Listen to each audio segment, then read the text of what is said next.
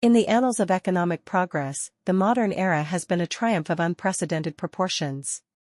The post-war boom ushered in an era of soaring prosperity, as gross domestic product per capita in the G7 nations steadily ascended with each passing decade.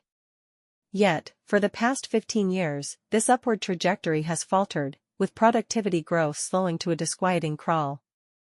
The culprits behind this stagnation are well documented: skill shortages, crumbling infrastructure, and a dearth of innovation.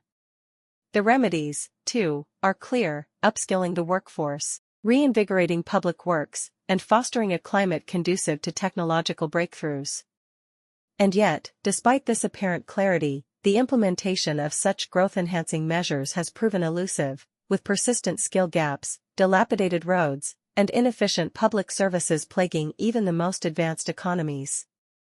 As we grapple with this perplexing predicament, a haunting question emerges: could the very prosperity and democratic ideals that have propelled us to such dizzying heights now be conspiring to ensnare us in an upper-income trap? A trap where the mechanisms that once fueled our ascent now constrain our ability to sustain it?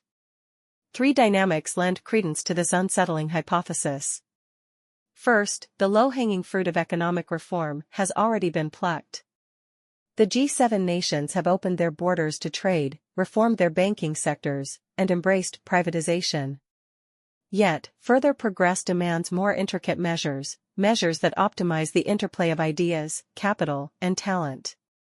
As Daron Acemoglu, the esteemed economics professor at MIT, astutely observes, the West is not channeling innovation as well as it could, reflecting the dominance of a few firms that are hoarding innovative resources, and the concentration of innovation in just a few fields, such as AI, social media, and consumer electronics.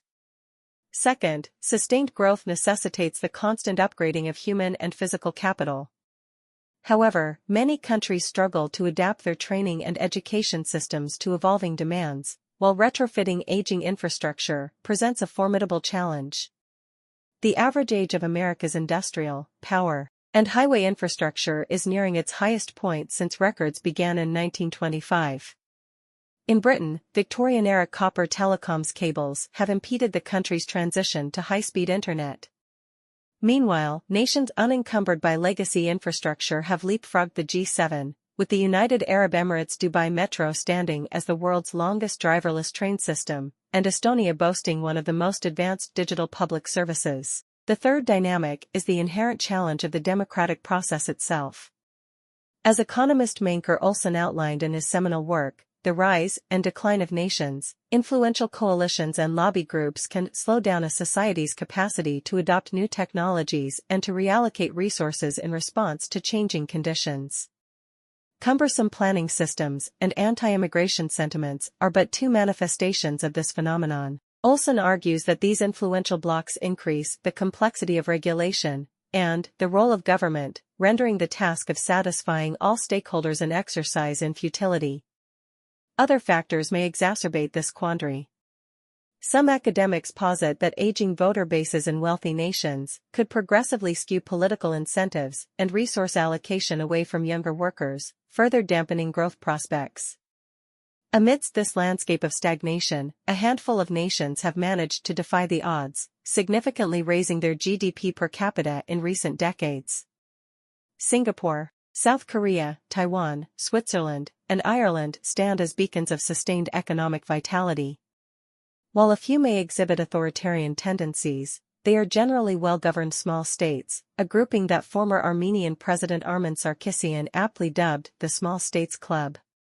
Their diminutive size has fostered strategic resource planning, national cohesion, specialized innovation, and openness, traits that have collectively nurtured agility and adaptation. From these outliers, larger, wealthy democratic nations may glean valuable lessons. First, focus is paramount in channeling resources effectively.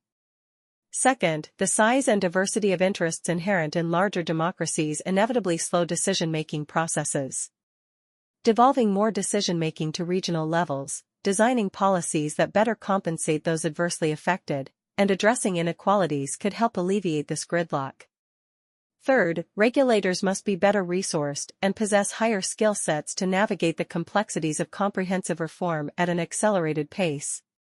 Technological invention has historically been the wellspring of productivity growth, and many now pin their hopes on artificial intelligence to reignite this engine of progress.